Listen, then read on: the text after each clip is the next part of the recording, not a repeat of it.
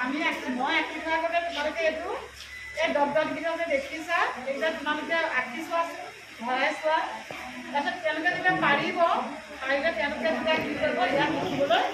চেষ্টা কৰিব আৰু এই বৰখন লগাই আমি এটা কি কৰিছোঁ অকণমান ভংগীমা আকাৰত অকণমান দুৱাৰমান ৰাখিলে লিখি লৈ দিছোঁ আৰু তেনেকৈ ছবিখনৰ লগত বনাই লাগিব বাকী হ'বলৈ গাই দিছোঁ